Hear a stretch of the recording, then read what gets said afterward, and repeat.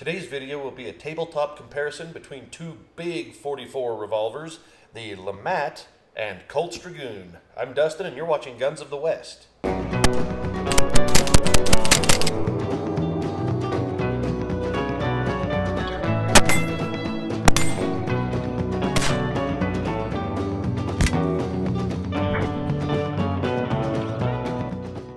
This video comes to you today as a response to a viewer request. I received a message asking me to do a comparison side by side between these two particular guns.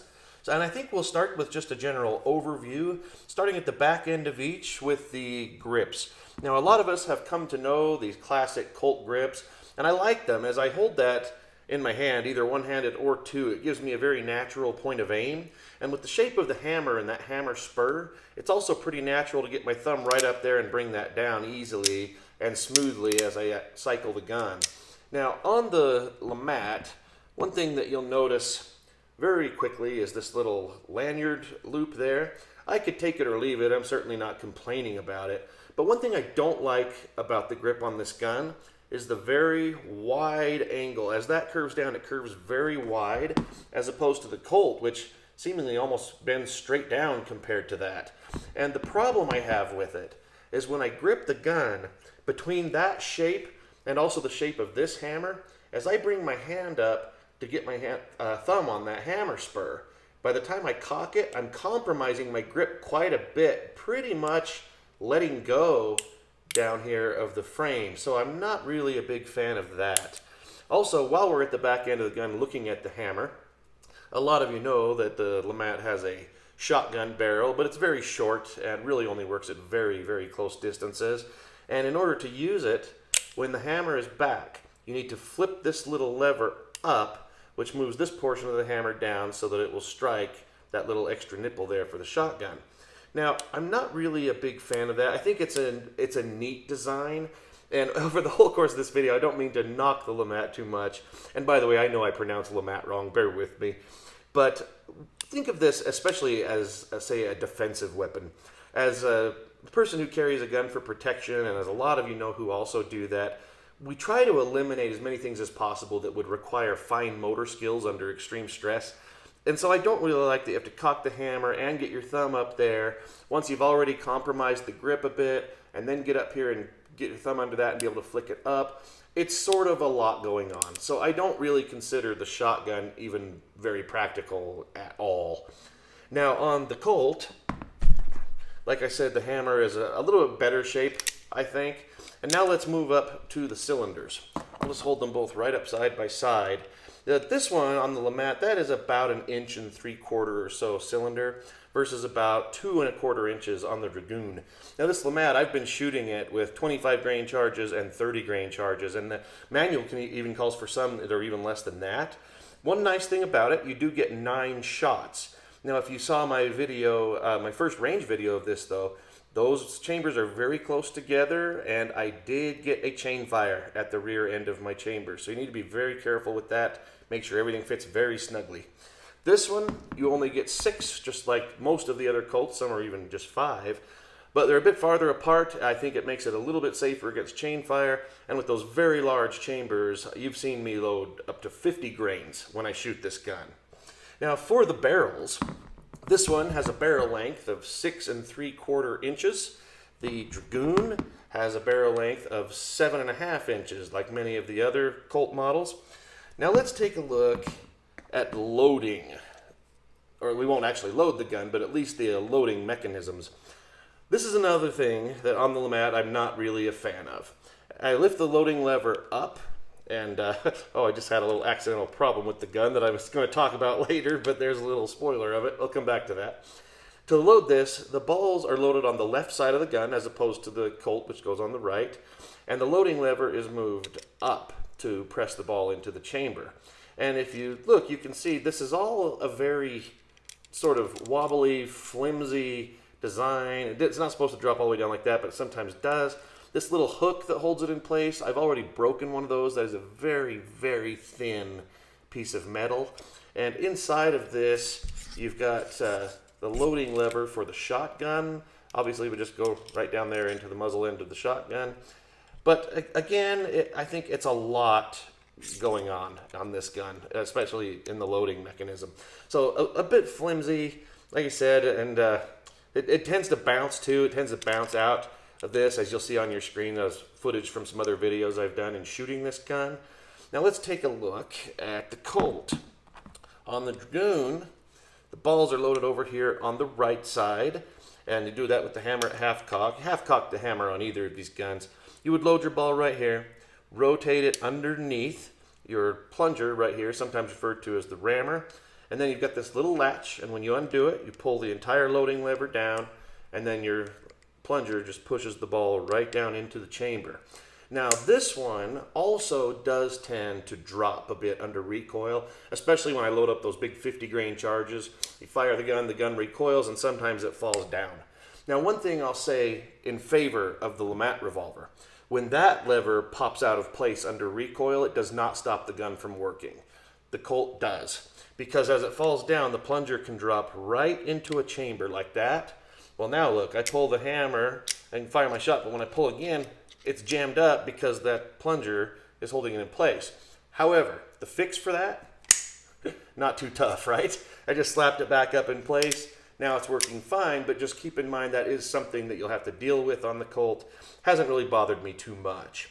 Now, we've had that little overview of them. I wanted to mention one thing. Let's go over weight. Weight of the gun and also weight of the triggers. Here is Colt's Dragoon weighing in at 4 pounds, 4 pounds, 2.2 ounces, and the trigger pull, as I measured it, was 3 pounds, 7.1 ounces.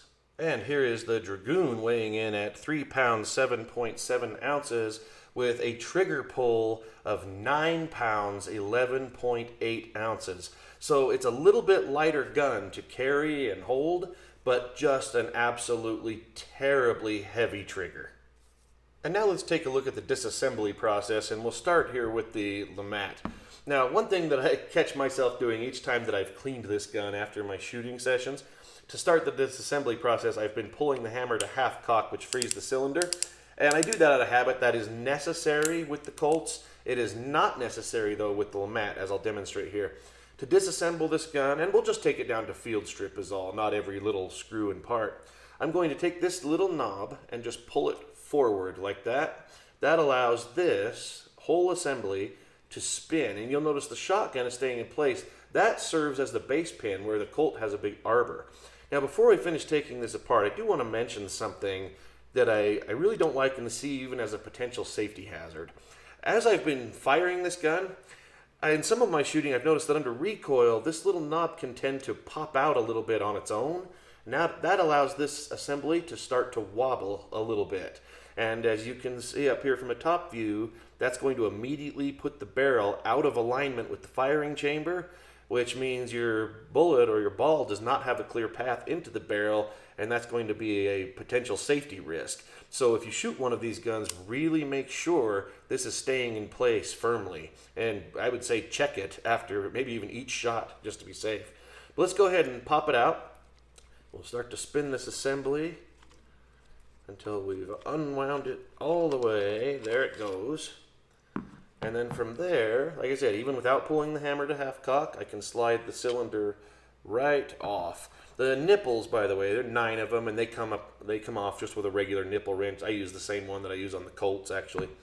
So here we're basically left with a shotgun pistol, really, is what it comes down to. And there is the nipple right there for that. One other thing I want to mention, while I've got the hammer back, I talked a little bit about how it seemed a little flimsy in the loading lever and maybe a little fragile, and I found another way that this gun is fragile. If I flip this little extra piece of the hammer down for the shotgun, see this narrow piece of metal sticking up? It's supposed to be on both sides, but look here, you can see on this side it's missing, and that is because it snapped right off during shooting. So that's another way that this is a bit of a fragile, flimsy gun, which is too bad for the price that they charge for it. It's not cheap by any means at all. Let's go ahead and put it back together. Everything just twists right back on. One thing I will say positive, the threads are up at the front end of the barrel, which is a little nice. It keeps some of the fouling from getting those dirty keeps it a little away from the cylinder, so that's nice. Now just push that knob right back in place, and the gun is fully reassembled. Now, on the Colt. If you're familiar with other Colt revolvers, you know about the wedge design that Samuel Colt used. And some of them you need to take a non-metallic mallet and just knock them right here to get them out of the gun. This Dragoon, let's see if it'll do it on camera, if it'll cooperate with me. But usually I can just sort of work it right out with my thumb, just like that. It came off. Now I will pull the hammer to half cock. And if you're wondering why that's necessary, let's see if you can get a little peek. Yeah, it's probably too tight to see, but under there you would see the bolt, and you'll see it in just a moment. And it locks into these little grooves right here, and it won't let the cylinder go forward. So I pull the hammer to half cock, which drops the bolt down into the frame. And now with the wedge pulled out, I'm not going to take out the screw, I'll just pull it out to here. My barrel just slides right off. And then my cylinder. And where I was talking about the bolt is right down in there. Let's see if you can see it when I lower the hammer. It just barely protrudes. And at half cock, it does not, which allows that cylinder to come off. You can see in the arbor here, it's got some loop grooves, and you can see the slot where the wedge goes through. So that's all of the disassembly for the Colt. A lot of people don't like the wedge system. I can see their frustration, especially if you do have to use a mallet. On some of my guns, I definitely do. But I don't really mind it, especially the more I handle my Colts and the more you get used to it. They come apart and go back together pretty easily. And then I just give that a firm push with my thumb so it's tight enough to function, but it's not so tight that I can't get it out with my hands again. Let's talk a little bit about the sights. And we'll start with the Colt this time. The rear sight, as you may know, is simply just this notch right here in the hammer. And the front sight on the Dragoon, it's a blade sight. On other Colts, it's just a little bead. And this blade is very, very low profile, just like many of the other cap and ball revolvers from Colt. And what that causes is, in order to line that up with this rear sight, you end up bringing that up. I'm exaggerating it, but you're going to have to tip the gun up, which causes the shots to go high. And if you're interested, look on my channel. I did a video on why these Colts shoot so high and showed just how high they can go. So that's one downside to the Colt. It's something that you can get used to, but I do really wish they had a taller front sight on them, which would bring the barrel down a little bit and bring you to point of aim. Now let's take a look at the sights on the LeMat revolver. Now the rear sight is actually the same. They also use the notch in the hammer. But take a look at that front sight. A much, much taller sight. And if you watch my shooting videos of the LeMat, you will see that this does shoot very, very close to point of aim. In terms of accuracy, though, if you look at it from a consistency standpoint, I would say these guns are actually comparable to each other. They both shoot very good groups, but when you look at accuracy in terms of bullets hitting where you're aiming the sights, then I'm going to have to give it to this one because it does have that taller front sight and it accomplishes that. Well, in conclusion, who wins this comparison? Now, in a lot of my comparison videos that I do on a tabletop like this, you may have noticed that at the end I have a hard time picking a favorite, and I usually tell you to take the information and decide for yourself. And of course you can still do that today with this one, but I am going to go ahead and confidently make a statement that in my opinion, the clear winner in this comparison is the Colt Dragoon. These Colt revolvers and other Colt models are just so well built, so sturdy and durable. They do have their quirks, like some of them have the loading lever issues like this one, and definitely the Walker revolver, which is even larger. Cap jams can be an issue, but I found that to also be true on the LeMat revolver. And like I said, though, with the grip, the sturdiness, the hammer with the natural cycling of the action without compromising my grip, power with the capacity of the cylinder, it's just overall, in my opinion, a much, much better gun and a very, very practical, tough gun. However, I don't really want to knock the LeMat too much. I don't think it's a practical firearm, certainly not in a combat or defensive situation, although most of you watching this video are not planning on having one for that. But it is a very delicate gun, as I said. It's had some damage here, it had some damage on that hook. The loading lever is flimsy. This knob can come out, causing the barrel to move. I mentioned the angle of the grip. I mentioned I had a chain fire with the gun. It has an atrocious trigger weight at over 9 pounds. There's just so much more negative I can say than positive, unfortunately. But having said all that, just look at the thing. It's very, very unique. I think as a collector's piece, absolutely. This is fantastic. I might even get one in my own collection. This is the same one that's here on loan that's been in a few other videos. But I actually wouldn't mind having one. It's a neat piece.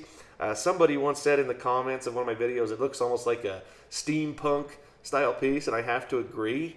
So it's not necessarily a bad thing to purchase. Just keep in mind that they are very expensive, and you get what you get with it. I showed the delicacy of it. You just need to be very careful if you're actually going to go out and shoot it. I also mentioned the shotgun. I don't think it'd be too practical, but hey, I'll tell you, it is really fun to shoot that shotgun.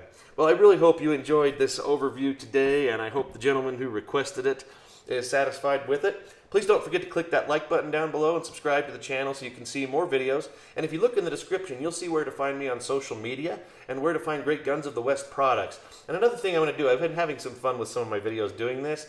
For you viewers of this video, I'd like to give you 10% off any item you like, or multiple items at the Guns of the West store for the first 3 days of this video's release. So let's use the coupon code LeMat, since we've already used Dragoon. Coupon code LeMat, L-E-M-A-T, at checkout, and there'll be a link down below to that website, and that'll get you 10% off for the next 3 days. So today is August 9th, so that goes through August 11th, 2021.